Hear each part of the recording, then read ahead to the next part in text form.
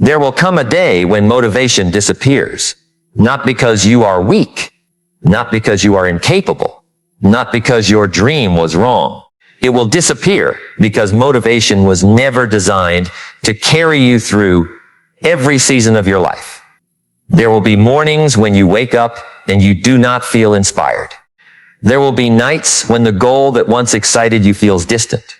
There will be days when your mind says, do it tomorrow. There will be moments when nobody is watching, nobody is applauding, nobody is encouraging you, and nobody even knows that you are struggling. And on those days, something far more powerful than motivation will decide what happens to your life. Discipline. Because motivation asks, do I feel like doing this? Discipline asks, does this need to be done? That difference sounds small. It is not small. That difference can separate the life you keep imagining from the life you actually live. Let me tell you something. A lot of people are not failing because they lack talent. They are not failing because they lack intelligence. They are not failing because they have no opportunities. They are failing because they have built a life around their feelings. If they feel energetic, they work. If they feel confident, they act. If they feel inspired, they begin. If they feel discouraged, they stop. If they feel tired, they postpone. If they feel afraid, they retreat. And slowly, quietly, almost invisibly, their feelings become the boss of their future. Think about that. What happens when you allow a temporary emotion to make a permanent decision? What happens when the feeling of today determines the life of tomorrow? What happens when every time something becomes uncomfortable, you give yourself permission to escape? Nothing dramatic happens at first. That is what makes it dangerous. You simply skip one workout. You postpone one task. You spend one evening scrolling instead of learning. You tell yourself you will wake up early tomorrow. You make one unnecessary purchase. You avoid one difficult conversation. You delay one important decision, and then another, and another, and another. One day you look around and wonder, how did I get here? The answer is rarely one catastrophic decision. It is usually hundreds of small decisions made when nobody was watching. That is the hidden power of discipline. Discipline is not about becoming some emotionless machine. It is not about never resting. It is not about punishing yourself. It is not about waking up at 4 a.m. just so you can tell somebody you woke up at 4. Discipline is much deeper. Discipline is the ability to keep a promise to yourself when your emotions are trying to negotiate a different deal. And I want you to think carefully about that. Because every time you tell yourself you are going to do something and then repeatedly refuse to do it, something happens inside you. You begin to trust yourself less. You may not notice it. Nobody else may notice it, but you notice. You say, tomorrow I'll start. And tomorrow comes, you don't start. You say, this week I'll change. The week ends, nothing changes. You say, I know what I need to do. And deep down, another voice whispers, then why aren't you doing it? That question hurts. But sometimes the question that hurts you is the question that can save you. Because perhaps your biggest problem is not that you don't know what to do. Perhaps your biggest problem is that you have trained yourself not to obey your own decisions. And once you understand that, discipline stops being about productivity. It becomes about self-respect. Let me ask you something. How many times have you promised yourself something privately that you never told anyone else? I'll get serious about my money. I'll lose the weight. I'll learn the skill. I'll stop wasting my time. I'll read more. I'll build the business. I'll stop chasing people who don't value me. I'll become more patient. I'll become stronger. I'll stop making excuses. Nobody heard the promise. Nobody held you accountable. So when you broke it, there was no public embarrassment. But there was a private cost. You knew. And that private knowledge becomes powerful because confidence is not built only by receiving compliments. Confidence is built When you repeatedly prove to yourself that your word means something, you say you're going to wake up at 6, you wake up, you say you're going to study for 1 hour. You study. You say you're going to save a certain amount. You save, you say you're going to finish the project. You finish. You say you're going to stop checking your phone every 5 minutes. You put it away. Small victories, small promises, small acts of obedience to the person you say you want to become. And slowly, something changes. You begin to look at yourself differently. Not because somebody told you that you are disciplined, because you have evidence. You know what you are capable of. And there is a kind of confidence that can only be earned in silence. Nobody can give it to you. Nobody can buy it for you. Nobody can motivate it into you. You have to build it, one decision at a time. Now, imagine a young man named Daniel. He is not extraordinary. He does not have wealthy parents. He is not naturally gifted. He has a normal job, ordinary responsibilities, and a dream he has carried for years.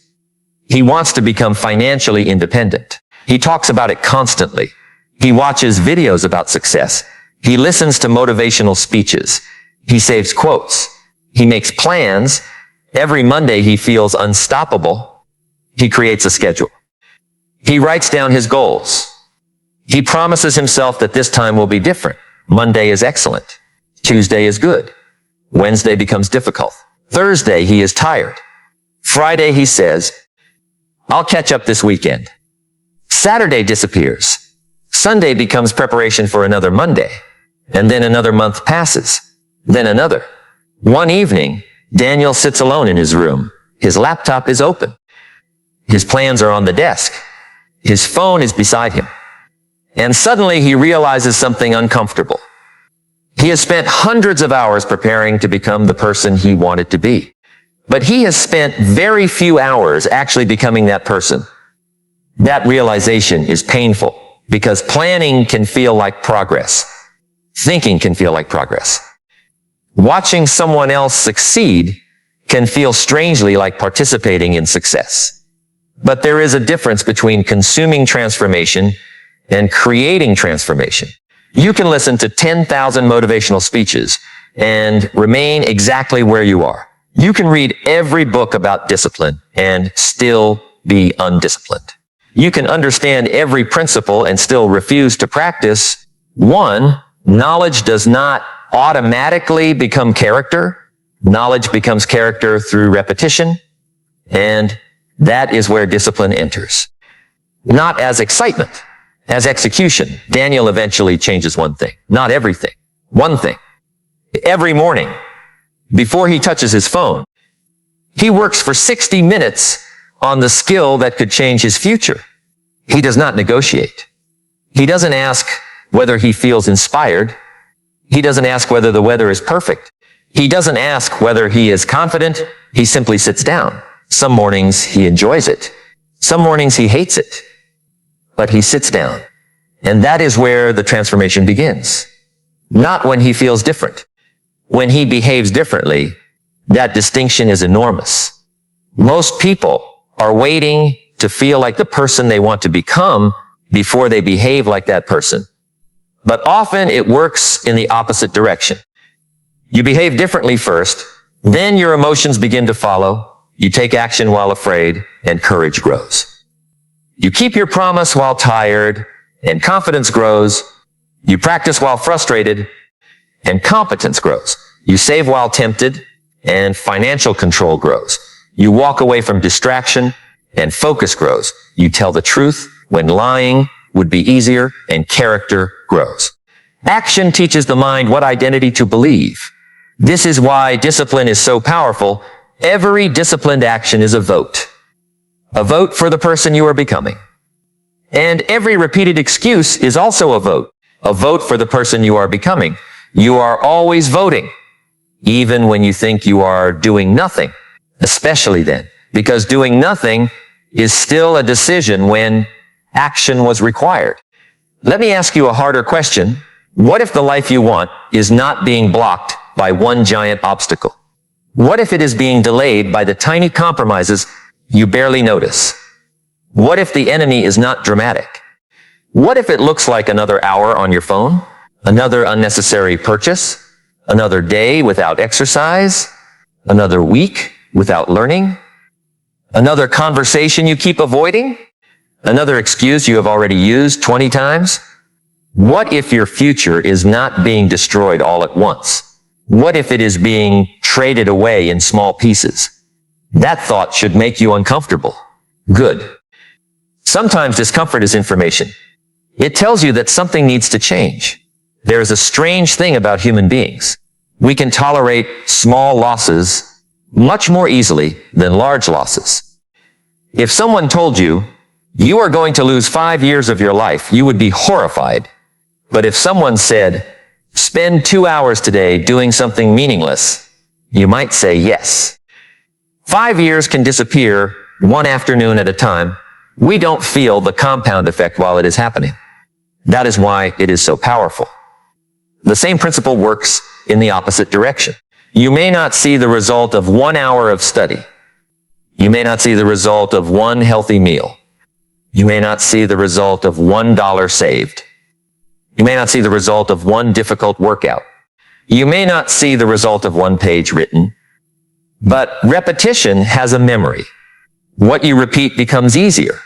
What becomes easier becomes more frequent. What becomes frequent becomes normal. What becomes normal becomes identity. And identity begins to shape destiny. That is why you should never underestimate the boring day. The boring day may be the most important day. The day nobody celebrates. The day nothing dramatic happens. The day you simply do what you said you would do. Those days build people. The world celebrates the result. Life is built in the repetition nobody sees. Think about an athlete. People see the competition. They see the victory. They see the medal. They see the celebration. They don't see the mornings when the athlete wanted to sleep. They don't see the injuries. They don't see the repetitive drills. They don't see the lonely hours. They don't see the meals when everyone else is eating something different. They don't see the nights when doubt enters the room. They see the performance. Discipline built the performer. And this applies far beyond athletics. The successful entrepreneur you admire had boring days. The skilled musician you admire repeated the same movements thousands of times. The financially stable person you admire said no to things they could afford to say yes to. The emotionally mature person you admire learned to pause before reacting. The person with deep knowledge read when entertainment was easier. The person with a strong body trained when comfort was available. The person with a peaceful life learned to stop feeding every conflict. You are seeing the harvest. You are not seeing the planting. And sometimes you look at somebody's harvest and call it luck because you never witnessed their seasons of planting. But let me take you deeper, because there is something underneath discipline, something most people never examine. Why do you keep choosing what you know is hurting you? Why do you keep repeating habits you say you hate? Why do you keep delaying the thing that could change your life? Why do you keep returning to the same patterns? It is easy to say, I need more discipline. But sometimes the deeper issue is that your immediate environment is designed to defeat you. Look at your phone. Everything about it is engineered to capture attention, notifications, endless scrolling, instant entertainment, instant novelty, instant stimulation. And then you wonder why reading a difficult book feels boring. You wonder why deep work feels uncomfortable. You wonder why silence feels strange. Your attention has been trained, and what trains your attention eventually influences your life. If you spend hours teaching your brain to demand novelty every 30 seconds, don't be surprised when sustained effort becomes difficult. If every uncomfortable emotion is immediately covered with entertainment, don't be surprised when you struggle to sit with yourself. If every moment of boredom is filled, you may never discover what your mind does in silence. Discipline is partly the ability to create space between impulse and action. The urge appears. You don't obey immediately. You pause, you decide. That pause is freedom. Imagine someone insults you. Your first impulse is to respond, but you pause. You choose your response. Someone offers you something you cannot afford.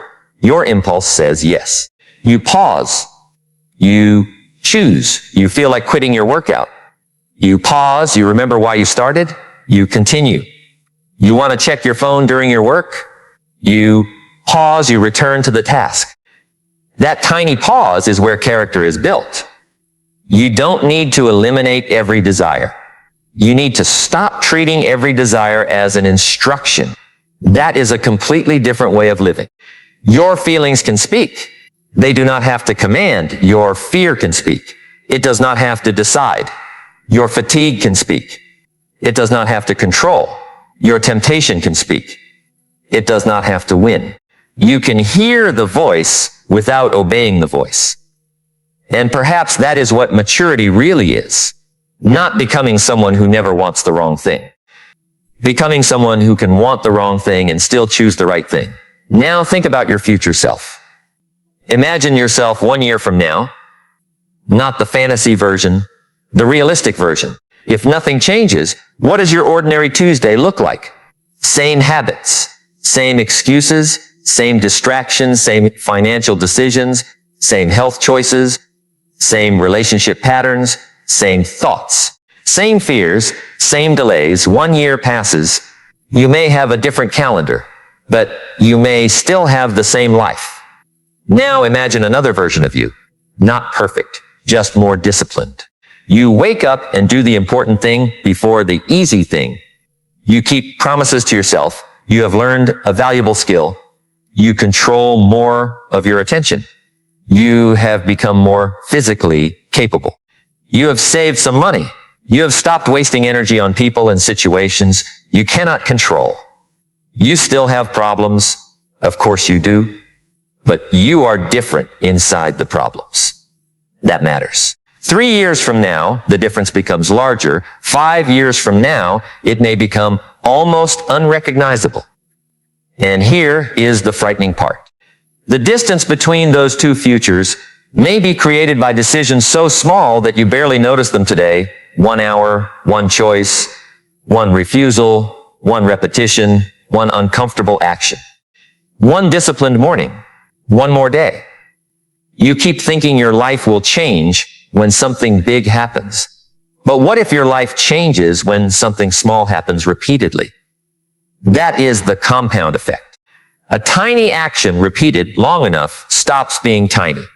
A small amount of money invested consistently can become significant. A small skill practiced consistently can become mastery.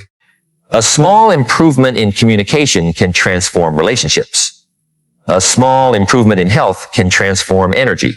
A small improvement in attention can transform productivity. And small compromises can compound too. 1 cigarette becomes a habit. 1 unnecessary purchase becomes a pattern. 1 lie becomes a strategy.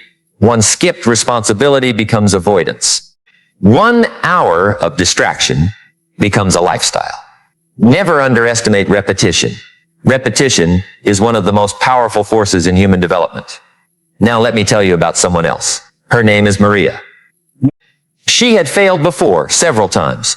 She had started businesses that didn't work, applied for jobs and been rejected, tried to change her health and fallen back into old habits. She had reached the point where she was embarrassed by her own promises. She told herself, maybe I'm just not disciplined. But one day she realized something. She had been trying to change her life through emotional intensity. Whenever she felt inspired, she attempted a massive transformation, new schedule, new diet, new business plan, new exercise routine. New goals, everything changed overnight. And then everything collapsed. So she tried something radically different. She made the goal smaller, almost embarrassingly small. She decided she would work on her business for 30 minutes every day. That's it.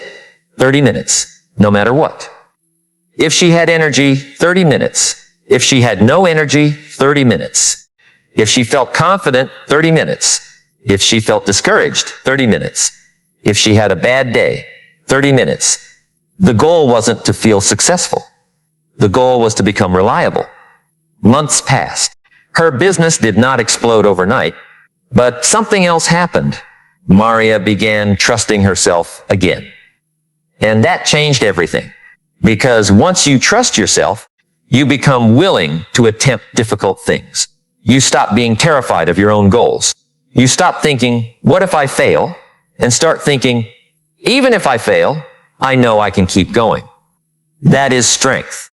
Not the absence of failure. The confidence that failure will not destroy your commitment. There is a major difference between motivation and commitment. Motivation says, I want this. Commitment says, I will continue even when wanting it is not enough. Motivation is emotional. Commitment is behavioral. Motivation can start a journey. Discipline keeps you walking when the scenery becomes ordinary. And every meaningful journey eventually becomes ordinary. That is the part nobody wants to hear. The beginning is exciting. The middle is repetitive. The result is exciting again. But most people quit in the middle. They quit when the novelty disappears. They quit when progress becomes invisible. They quit when the applause stops.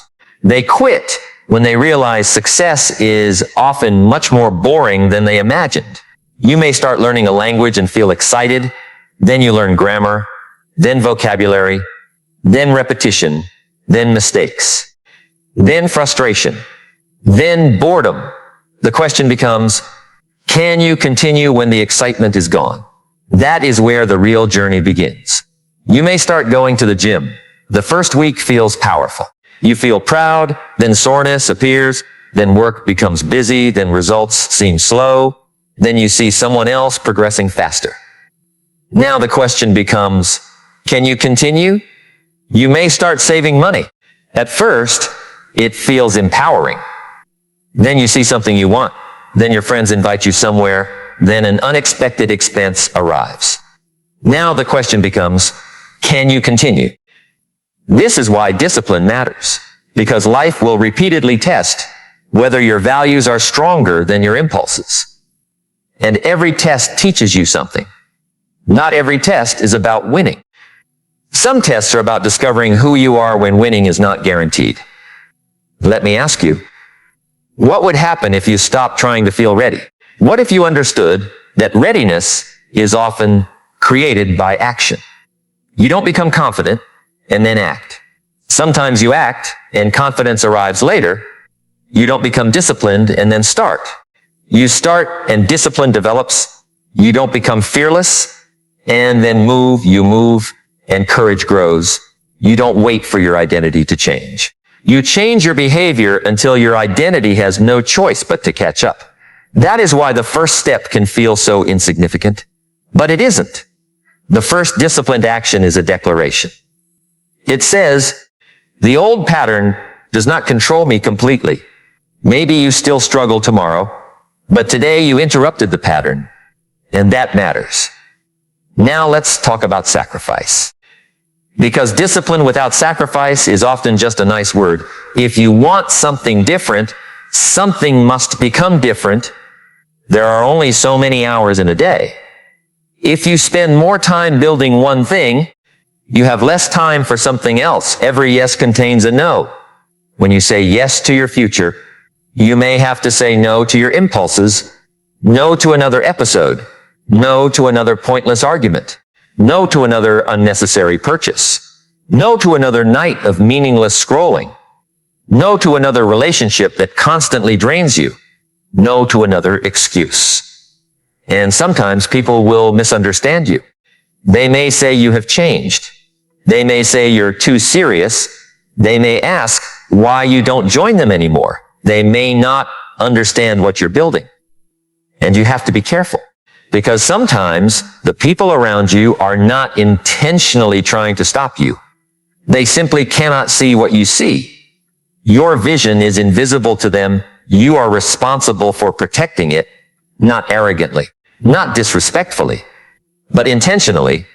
You cannot build a focused life while constantly asking distracted people for permission to focus. At some point, you have to decide what matters. And that decision will cost you something.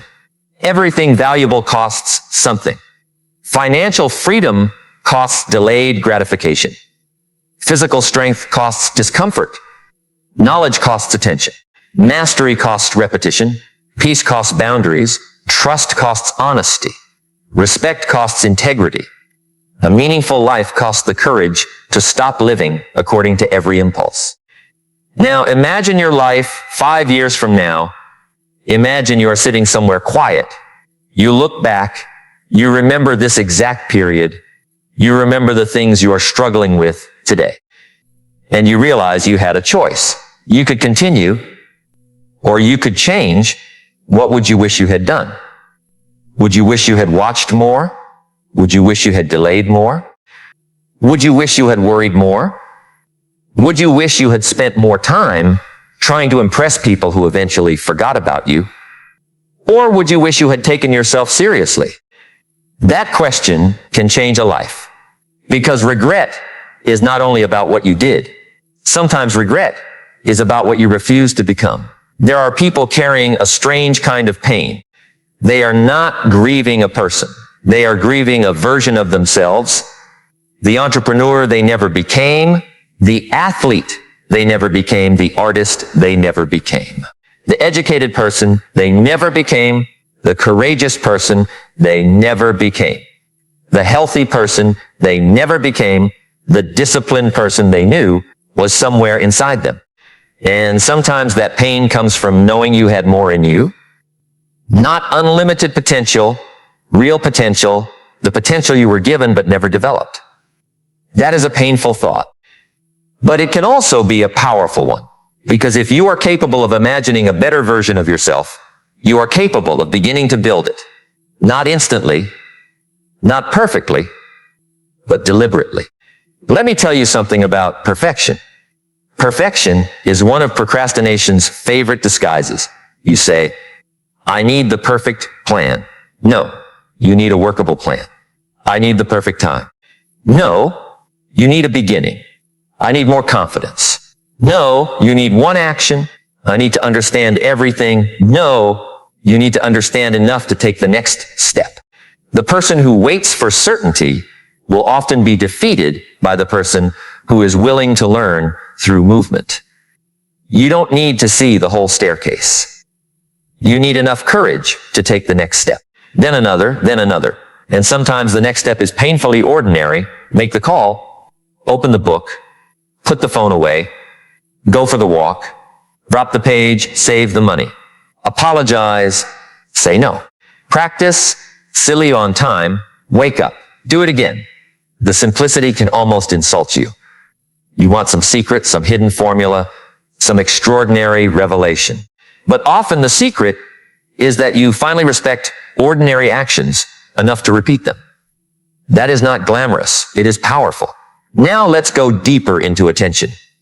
Your life follows your attention. Where your attention goes repeatedly, your mind builds pathways. If your attention is constantly consumed by comparison, you will feel behind. If your attention is constantly consumed by outrage, you will feel threatened.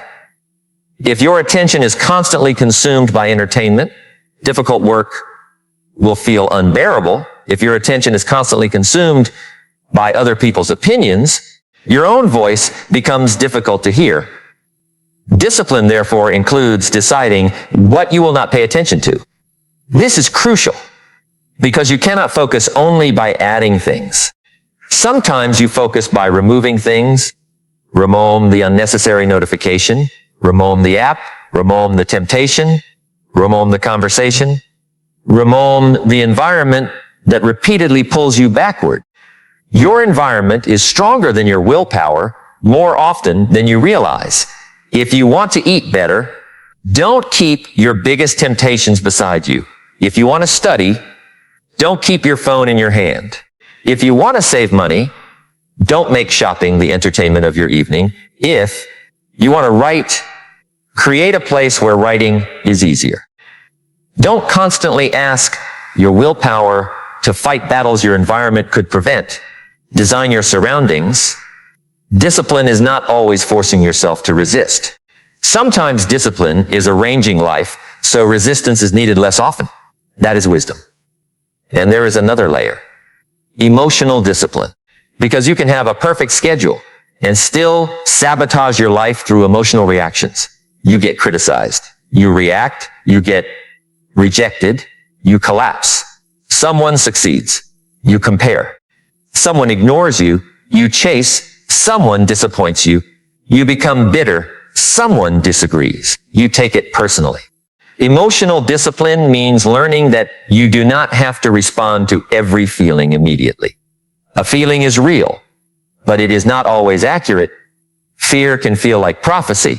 It isn't. Doubt can feel like truth. It isn't. Anger can feel like justice. It isn't always. Insecurity can feel like evidence. It isn't. Discipline gives you time to examine the feeling before turning it into behavior. And that can save years of your life. Think about how many mistakes happen in 10 emotional minutes. A message sent too quickly. A decision made too quickly. A purchase made too quickly. A resignation. A breakup. A confrontation. A promise. A lie. Sometimes the strongest person in the room is not the person speaking the loudest. It is the person who can remain still long enough to choose wisely. That is discipline too. Now imagine the person you want to become. Don't imagine their possessions. Imagine their standards. What does that person tolerate? What do they refuse? What do they do when nobody watches? How do they speak to themselves? How do they handle failure? How do they handle success? How do they use money? How do they use time? What do they do when they are exhausted? What do they do when they are afraid? Your future self is not created by your dreams. Your future self is created by your standards. And standards are decisions you stop negotiating. This is important. Goals can change. Circumstances can change. Strategies can change. But certain standards must become firm. I don't lie to myself. I finish what I commit to. I don't spend what I cannot afford. I don't abandon myself because someone rejected me. I don't let one bad day become a bad month. I don't allow temporary emotions to destroy permanent goals. These are standards, and once you establish them, life becomes simpler, not easier. Simpler. You stop debating every little thing. The decision has already been made. That is one of the greatest benefits of discipline. It reduces negotiation. Imagine waking up and asking yourself every morning, should I work today? You will have a different answer every day. But if the question has already been answered, I work at this time, then there is no debate. You don't need motivation. You need to follow the decision. The strongest people are not necessarily people with stronger feelings. They may simply have fewer negotiations with themselves. Now, think about someone trying to rebuild their finances. They earn a modest income. They have debt. They feel ashamed. Every month they promise to do better. But something always happens. A dinner, a purchase, a subscription, a weekend, a little spending here. A little spending there, they tell themselves, it's only a small amount. But small amounts repeated become large outcomes. Eventually, they decide to track every expense. At first, it feels uncomfortable. They discover things they don't want to see. They discover that the problem isn't one huge expense. It is dozens of small decisions. They begin changing them. Not overnight. They cook more. They cancel what they don't use. They delay purchases. They save automatically. They learn a skill to increase income. 6 months later, they haven't become rich. But something has changed. They are no longer helpless. And that feeling is priceless control. The feeling that your actions can influence your future. Discipline gives you that feeling. Not because you control everything. You don't. Life can still surprise you. People can still betray you. Markets can change. Jobs can disappear. Plans can fail. health can change, circumstances can shift. But there is one territory you can increasingly govern, your response. And when you govern your response, you become harder to destroy. Failure may hurt you, but it does not define you. Rejection may hurt you, but it does not command your next decision. A bad month may happen, but it does not have to become a bad year. One mistake may happen, but it does not have to become an identity. This is resilience. And resilience is discipline under pressure. Anyone can be disciplined when life is easy. The deeper question is, who are you when life becomes difficult? When the money is low, when the plan fails, when someone says no, when you are tired, when the results are late, when nobody notices, when the person you trusted disappoints you, when you have to start again. That is where character becomes visible. There is a reason some people become stronger after adversity, while others become bitter. The event itself is not always the difference. The response is, one person says, this proves I can't. Another says, this is painful, but I will learn. One says, nobody supports me. Another says, I will learn to support myself. One says, I failed. Another says, I found one way that didn't work. That does not mean pain is good. Pain is pain. But meaning can be created from pain. And discipline gives you the ability to keep moving while you create that meaning. Now, I want you to think about a day when you are exhausted. Not mildly tired, really exhausted. Your mind is heavy. Your confidence is low. You don't feel productive. You don't feel inspired. You have every reason to postpone something important. What should you do? Sometimes rest. Yes, discipline includes rest. But sometimes you know you are not truly exhausted. You are avoiding discomfort. And those two things can look identical from the outside. You have to learn the difference. Sometimes your body needs recovery. Sometimes your mind needs recovery. And sometimes your excuses have simply become sophisticated. That requires honesty. You cannot discipline yourself effectively if you constantly lie to yourself. I'm too tired. Maybe. It's not the right time. Maybe. I'll do it tomorrow. Maybe. I need more information. Maybe. But ask us, that true, or is it comfortable? That question can expose a lot, because the mind is remarkably creative when it wants to protect you from discomfort. It will invent reasons. It will create stories. It will remind you of every failure. It will say, this isn't who you are. And you have to learn to answer, maybe not yet. That phrase is powerful. Not yet. Maybe you're not disciplined yet. Maybe you're not confident yet. Maybe you're not skilled yet. Maybe you're not financially where you want to be yet. Maybe you haven't built the body you want yet. Maybe you haven't developed the courage you want yet. But not yet is different from never. And discipline is the bridge between them. Now imagine yourself 3 years from today. You have changed. Not because you discovered a magical morning routine. Not because you became motivated every day. Because you learned to act according to your values even when your feelings disagreed. You became dependable. You became calmer. You became stronger. You became more selective. You became less reactive. You stopped needing everybody's approval. You learned to work without applause. You learned to rest without guilt. You learned to say no without explaining yourself for 20 minutes. You learned that progress is sometimes invisible before it becomes undeniable. And perhaps the biggest change is this. You stop being afraid of difficult days, because difficult days no longer automatically mean you quit. You know how to continue. That knowledge is freedom. You know that you can lose momentum and restart. You can fail and learn. You can fall and stand. You can get distracted and return.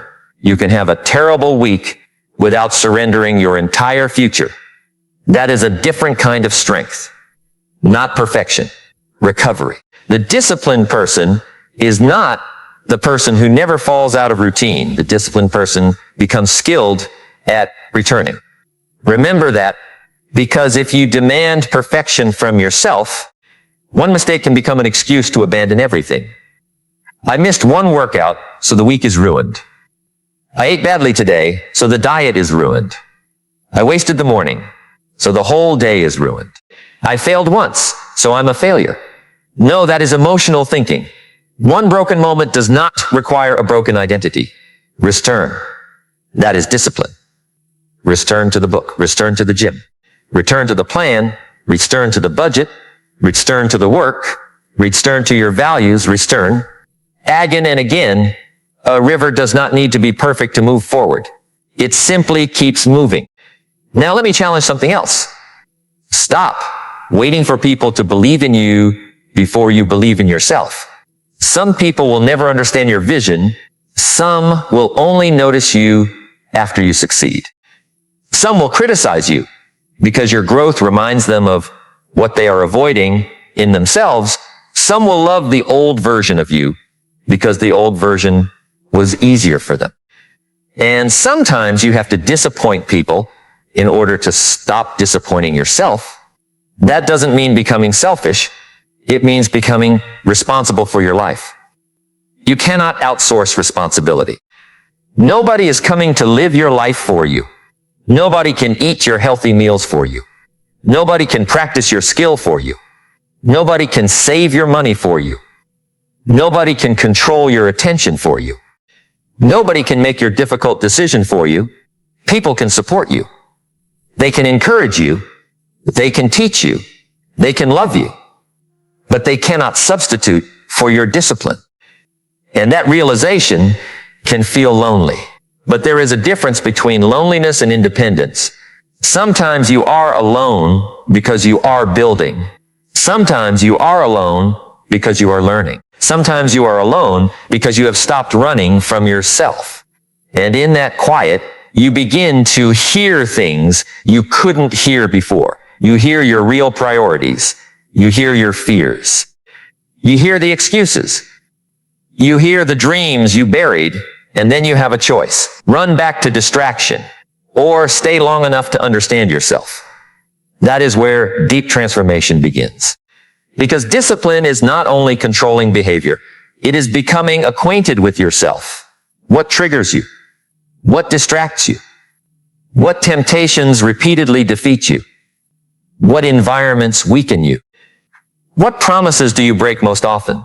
What emotions cause you to make poor decisions? What do you do when you feel rejected? What do you do when you feel bored? What do you do when nobody is watching? Study yourself, not with hatred, with honesty, because you cannot change what you refuse to examine. And once you understand your patterns, you can interrupt them. You can say, when I feel stressed, I tend to scroll. So create a different response. When I feel insecure, I seek approval. Create a different response. When I feel overwhelmed, I procrastinate. Break the task into one small action. When I feel tired, I abandon my priorities. Create a minimum standard for difficult days. This is practical discipline, not punishment, design. You are designing a person who can survive their own emotions. Now consider your mornings. The first decisions of the day often have more psychological significance than people realize. If you wake up and immediately surrender your attention to hundreds of other people's voices, you begin your day reacting machinpalaches.chit, news, video comment, opinion, another person's life. And before you have even thought about your own priorities, your mind is already crowded. What if instead you protected the first part of your day? Not because morning is magical, because attention is valuable. What if you gave yourself 10 quiet minutes? What if you reviewed your priorities? What if you moved your body? What if you read? What if you worked on something important before consuming everything else?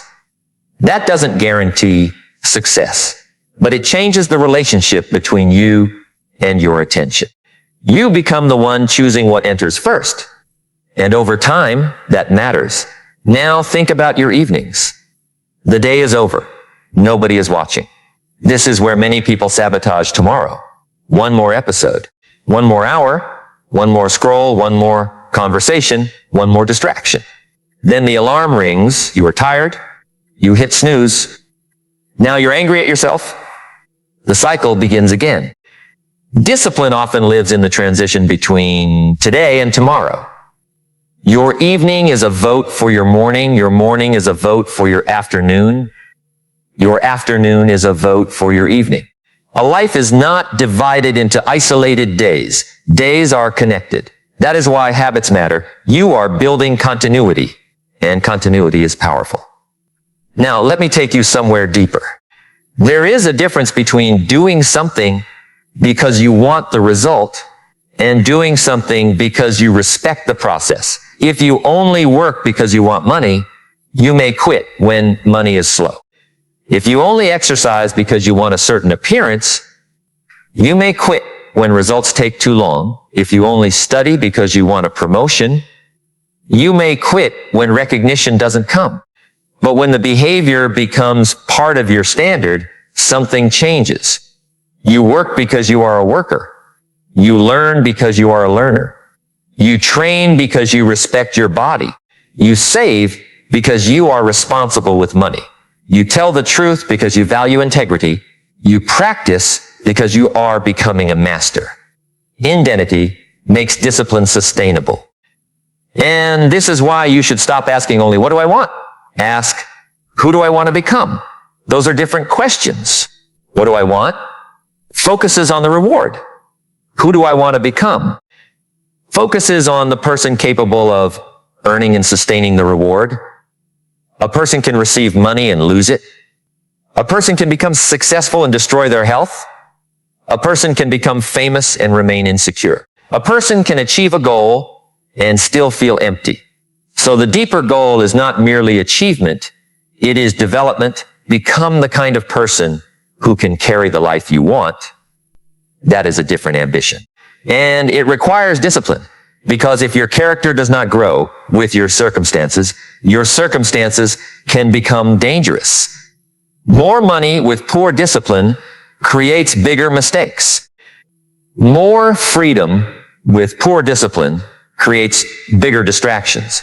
More influence with poor discipline creates bigger consequences. More opportunity with poor discipline creates more ways to sabotage yourself. So build the person before demanding the reward. Build the capacity, build the standards, build the emotional strength, build the attention, build the habits, build the character. Then the external life has somewhere stable to stand. Now I want you to imagine a conversation with your future self. 5 years from now, that person is sitting across from you. They know everything you are about to experience. They know the opportunities you will miss. They know the people you will meet. They know the failures. They know the moments when you will want to quit. And they look at you and ask one question, why did you keep waiting? What would you say?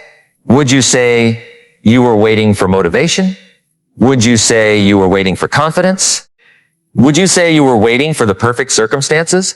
Would you say you were afraid? Would you say you didn't know how? Or would you say, I was scared, but I started. I was tired, but I continued. I failed, but I returned. I didn't know everything, but I learned. I wasn't ready, but I became ready by doing. That conversation is not imaginary. Every decision you make today is creating the person who will eventually look backward. And that person will inherit what you leave them. Your future self inherits your habits. Your future self inherits your financial decisions. Your future self inherits your health choices. Your future self inherits your relationships. Your future self inherits your skills. Your future self inherits your discipline or your lack of it. You are constantly sending something forward. So ask yourself, what am I sending? Because the future does not magically appear. It arrives carrying the consequences of repeated choices. Now consider regret. Regret is strange. Sometimes you regret doing something, but some of the deepest regret comes from not doing something. Not making the call, not applying, not learning, not leaving, not starting, not speaking, not trying, not believing, not giving yourself the chance. You can survive failure. You can learn from failure. But there is something haunting about wondering what might have happened if you had simply stayed with it. What if you had practiced for another year? What if you had saved for another 3 years? What if you had kept writing? What if you had continued training? What if you had stopped comparing? What if you had protected your attention? What if you had believed that slow progress was still progress? Questions like these can become heavy, but they can also become fuel, because the future is not written yet. You cannot change yesterday, but you can stop using yesterday as an excuse to repeat yesterday. That's a powerful distinction. Your past explains you. It does not have to command you. Maybe you grew up around chaos. Maybe nobody taught you discipline. Maybe you learned bad habits early. Maybe people told you that you would never amount to much. Maybe you failed badly. Maybe you made financial mistakes. Maybe you trusted the wrong person. Maybe you wasted years. You cannot rewrite those facts. But you can decide what they mean from this point forward. You can say, that was my history. It is not my prison. And then you begin, not dramatically, deliberately, one action, then another, then another. And there will be days when you wonder whether it is working. There will be days when nothing seems to change. This is where many people misunderstand progress. Progress is not always visible. A seed underground looks like nothing. A skill being developed can look like failure. A person rebuilding confidence may look quiet. Someone paying off debt may still appear financially ordinary. Someone healing their discipline may still have bad days. Do not confuse invisibility with inactivity. Some of the most important growth happens where nobody can see it. The roots grow before the tree becomes impressive. And perhaps you are in that season. Perhaps you are doing the work and wondering why nobody notices. Perhaps the answer is, they don't need to notice yet. The roots are not for applause. They are for stability. Build roots, build depth, build standards. Build a mind that can stay when the reward is delayed. Because delayed reward is one of the great tests of maturity. The world trains you to expect immediacy, instant messages, instant entertainment, instant delivery, instant information, instant gratification. But meaningful achievements often move slowly. Trust takes time. Skill takes time. Wealth takes time. Strength takes time. Wisdom takes time. Character takes time.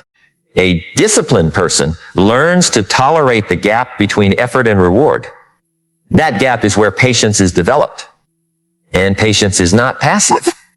Patience is continuing without demanding immediate evidence. You plant, you water, you wait, you adjust, you continue. You don't dig up the seed every morning to check whether it has grown, yet that's exactly what people do with their goals. They work for 2 weeks and ask, where are the results? They practice for a month and say, maybe I'm not talented. They save for 3 months and say, this isn't enough. They start exercising and say, why don't I look different? They are constantly digging up the seed. Give your effort enough time to compound.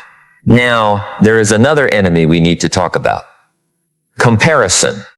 Comparison destroys discipline because it makes you judge your chapter against someone else's chapter. You see someone ahead, you become discouraged. You see someone younger, you feel behind. You see someone richer, you feel inadequate. You see someone more skilled, you question your own ability, and then your energy moves away from your work. You stop building and start watching. That is dangerous because your attention is your fuel.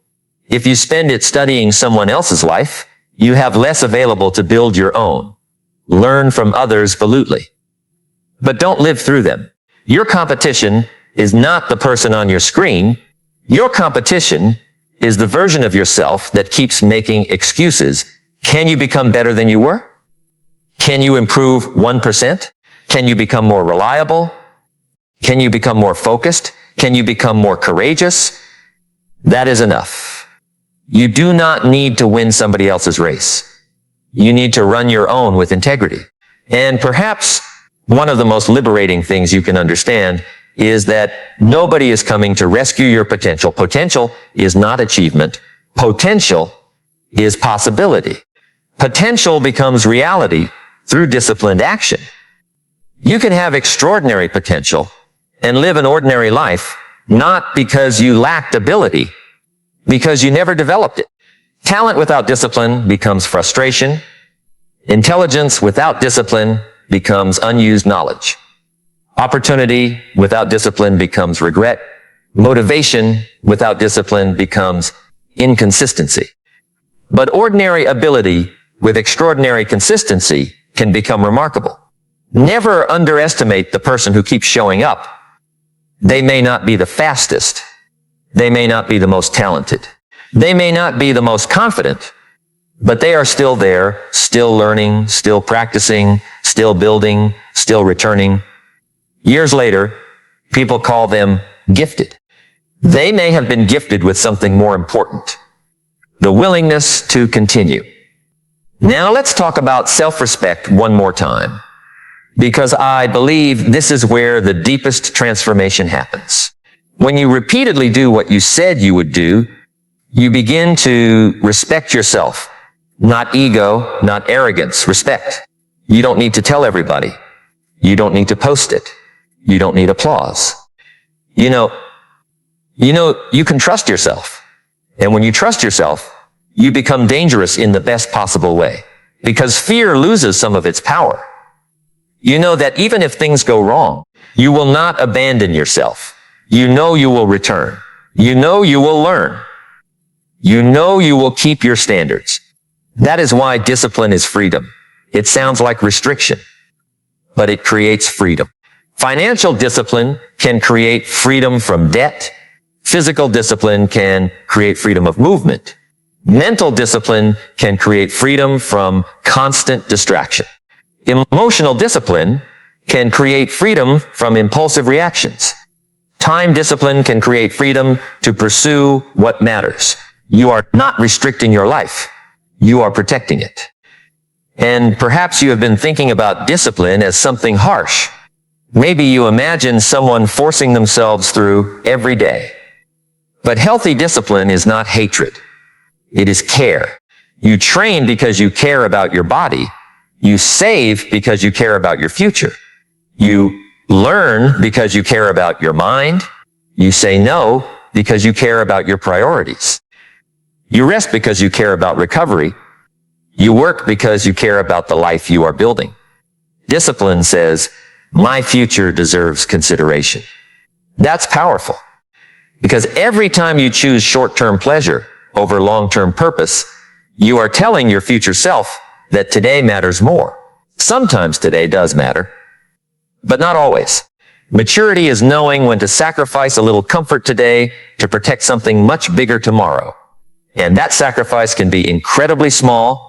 Close the app, turn off the screen, take the stairs, drink the water, open the book, make the call, drop the page, save the money, walk away, go to sleep, wake up, begin. The actions are simple. The challenge is repetition. And repetition is where the battle is not once. Agon, not when convenient. Agon, not when inspired. Agon, not when everyone supports you. Agon, not when results are immediate. Agon. There will be mornings when you feel like the old you is calling you back. That old identity knows your weaknesses. It knows what excuses work. It knows which distractions you enjoy. It knows how to make you feel comfortable. And when you start changing, that old identity will not disappear politely. It will negotiate. Just this once. You deserve a break. Start Monday. It's not that serious. You've already worked hard. Nobody else is doing this. You can always do it later. Listen carefully. Not every voice deserves a vote. You don't have to argue with the voice. You don't have to hate it. Just don't obey it. That is discipline. You can hear, stay comfortable, and answer, no. You can hear, quit, and answer, not today. You can hear, you're not ready, and answer, I'll learn. You can hear, everyone else is ahead, and answer, I will continue. You can hear, This is taking too long, and answer, then I will become patient. There is power in that conversation, because eventually the voice becomes quieter. Not because temptation disappears, because your commitment becomes louder. And then something remarkable happens. The things that once required enormous willpower become normal. You don't have to force yourself to save. You save. You don't have to debate whether to train. You train. You don't have to negotiate whether to study. You study. The habit becomes identity.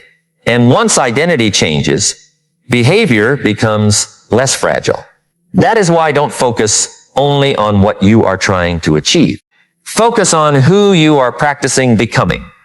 Every disciplined action is rehearsal. You are rehearsing your future. Today you practice focus. Tomorrow focus becomes easier. Today you practice courage. Tomorrow courage becomes more available. Today you practice patience. Tomorrow patience becomes more natural. Today you practice restraint. Tomorrow restraint becomes strength. You are not just completing tasks, you are training a nervous system, training a mind, training a character, training a life. And there will come a moment when you look back and realize the thing you thought was holding you back was actually teaching you. The rejection taught resilience. The delay taught patience. The failure taught humility. The boring repetition taught mastery. The lonely season taught independence. The financial struggle taught discipline. The criticism taught emotional control. The uncertainty taught courage. The difficult years were not automatically good, but you became capable of extracting something from them that is wisdom. Now imagine if you had started 5 years ago. Maybe you would already be somewhere different. That thought can hurt, but don't use regret to punish yourself. Use it to wake yourself up. 5 years from now, you will look back at today too.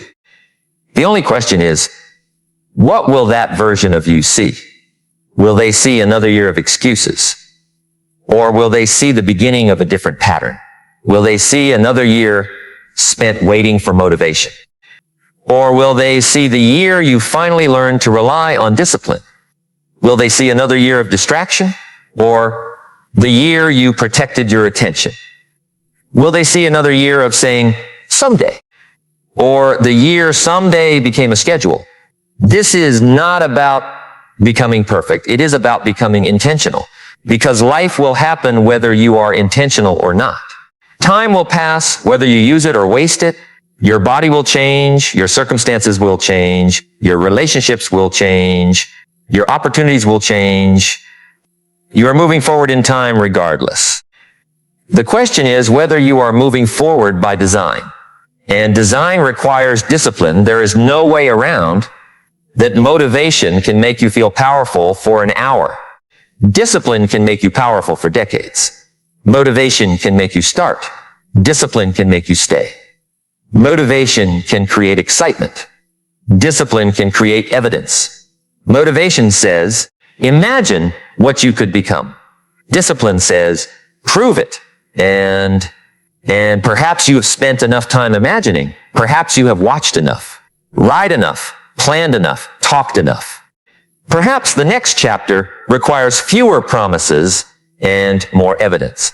Not promises to other people, evidence to yourself. One completed task, one kept promise, one disciplined morning. One difficult conversation, one controlled reaction, one saved dollar, one workout, one page, 1 hour, 1 day, then another. Because eventually the accumulation becomes undeniable. And when it becomes undeniable, you will not need anyone to tell you that you changed. You will know. You will feel it in the way you walk, in the way you make decisions, in the way you handle pressure, in the way you speak, in the way you spend, in the way you work, in the way you recover, in the way you respond when life says no.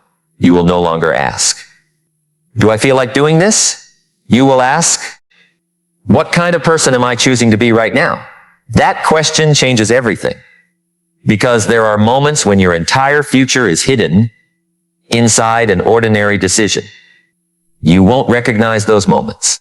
There will be no dramatic music, no spotlight, no audience. Just you, your phone, your temptation, your excuse, your opportunity. And a quiet choice. Nobody may know what you chose, but you will. And perhaps that is the real battlefield. Not the world, not your competitors, not the economy, not your circumstances. You, the conversation between what you want and what you are willing to do. The distance between your standards and your habits. The distance between your future vision and your present behavior. And every day, that distance can become smaller. Not through intensity. Through consistency. Not through perfection. Through return. Not through waiting. Through action. There is something deeply humbling about realizing that the life you want may require you to become someone your current habits do not recognize. You may have to become more patient, more focused, more selective, more responsible, more resilient, more comfortable with boredom, more comfortable being misunderstood, more willing to work without applause, more willing to delay gratification, more willing to hear no, more willing to begin again. And that transformation will not always feel good. Growth rarely asks permission from comfort. Sometimes growth feels like losing the person you used to be. The old habits don't fit anymore. The old conversations don't interest you. The old distractions don't satisfy you. The old excuses sound weaker. And there may be a strange period where the new identity hasn't fully arrived while the old identity is already disappearing. That middle ground can feel lonely. Stay there. Do not rush back just because the new life is not fully visible yet. There is a season between decision and evidence. Honor it. That is where faith in your own discipline is tested. You work before the result. You practice before mastery. You save before freedom. You train before strength. You learn before expertise. You continue before proof. And that is why discipline requires a relationship with uncertainty. You cannot demand guaranteed results before taking every meaningful action. Sometimes you must act without certainty, not recklessly, intentionally. You take the next reasonable step, then you learn, then you adjust, then you continue. That is how real lives are built, not through perfect prediction, through disciplined adaptation. And when the unexpected happens, and it will, you do not ask, why is life against me? You ask, what does this require from me now? That question is powerful because it moves you from victimhood to responsibility, not blame, responsibility. You may not have caused the situation, but you are still responsible for your response. And responsibility is not punishment. It is power. If everything is someone else's fault, you have no control. But when you say, this is mine to handle, you regain agency. That is why mature people stop asking only who is responsible for the problem. They ask what they can do next. What can I control? What can I learn? What can I repair? What can I change? What can I prevent? What can I begin? That mindset is discipline under reality. And reality does not care how motivated you feel. Reality responds to behavior. Your bank account responds to behavior. Your body responds to behavior. Your skills respond to behavior. Your relationships respond to behavior. Your career responds to behavior.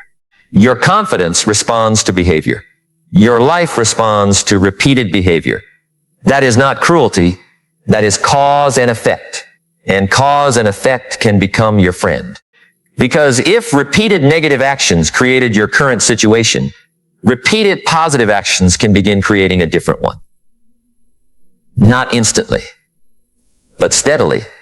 You don't have to fix your entire life tonight. You have to stop making the same decision that keeps damaging it. That may be the beginning. Stop one pattern. Start one practice. Protect 1 hour. Keep one promise. And then build from there. The smallest disciplined decision can become the doorway to a completely different identity. You may not feel powerful when you make it. You may feel ordinary. That's okay.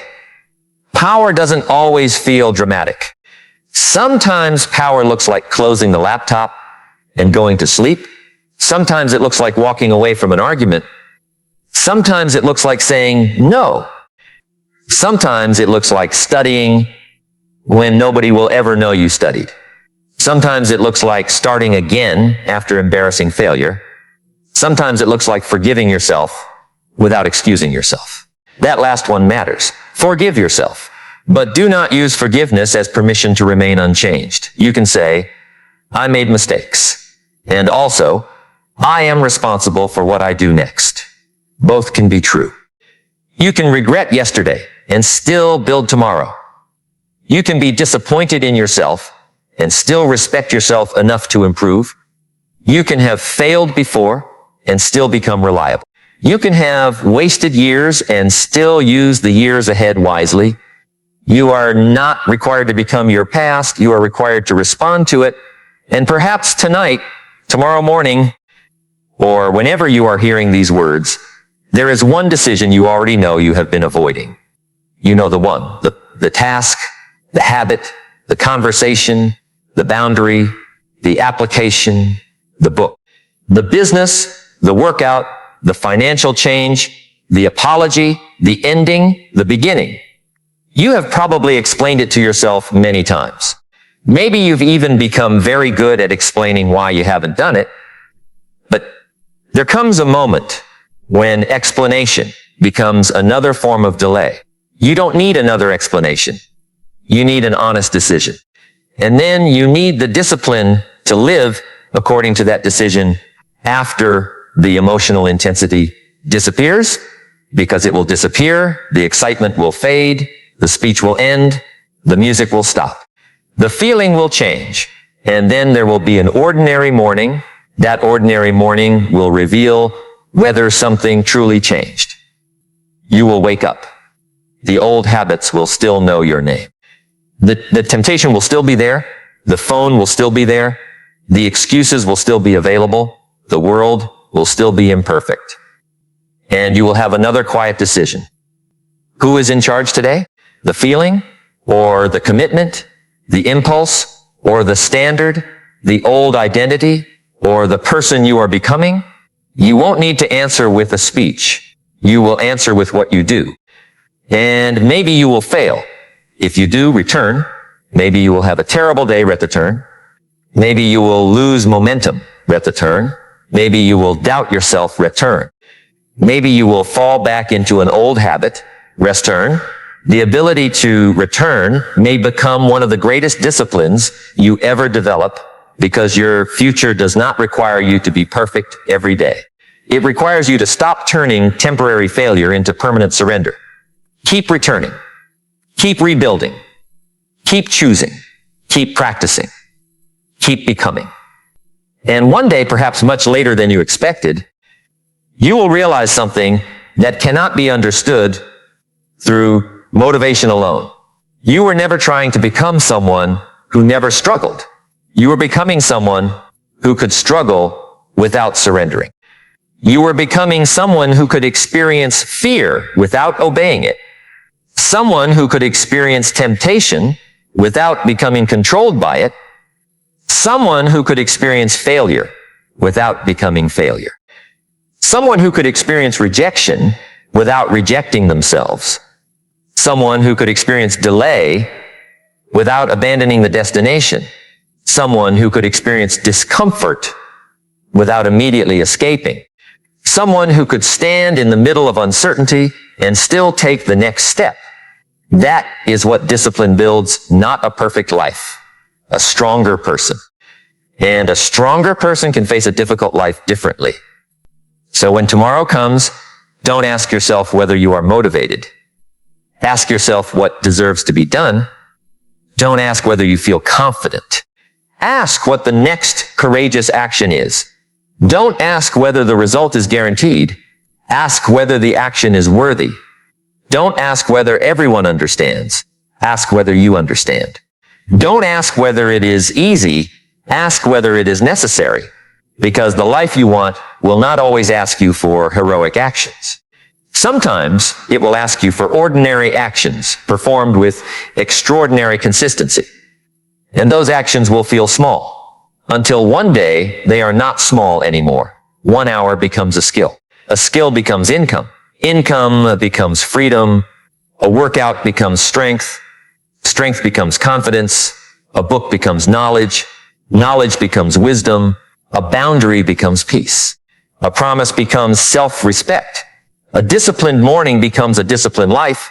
And then you realize that your destiny was not changed by one spectacular moment. It was changed by hundreds of moments when you quietly chose not to abandon yourself. That is the part nobody can see at the beginning.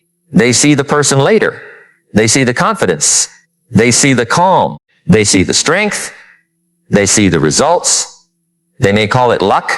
They may call it talent. They may call it timing. But you will remember the mornings. You will remember the nights.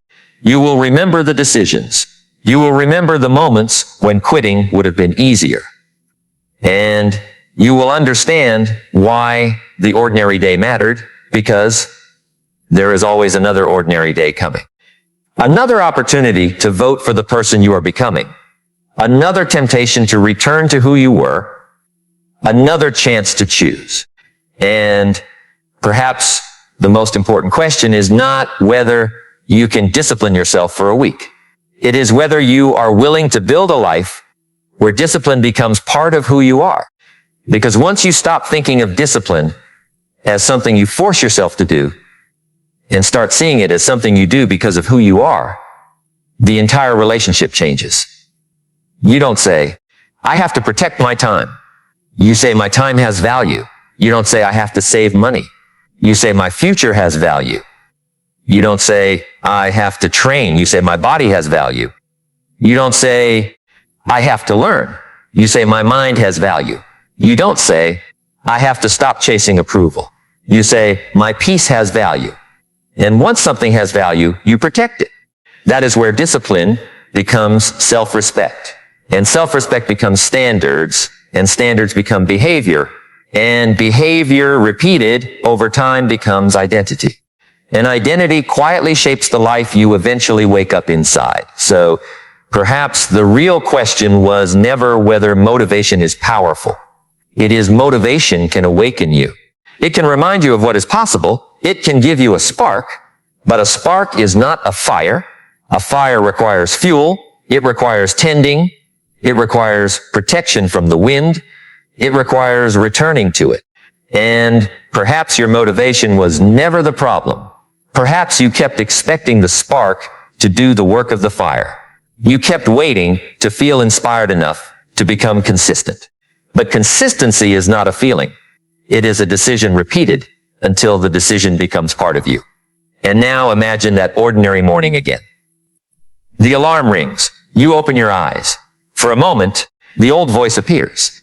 Stay in bed. Nobody would know. You are tired. You can start later. Just this once. And then something quieter speaks, not louder, quieter, but stronger. It says, you already know who you want to be. And there is no dramatic battle, no audience, no applause. Just your hand moving, your feet touching the floor. The day beginning.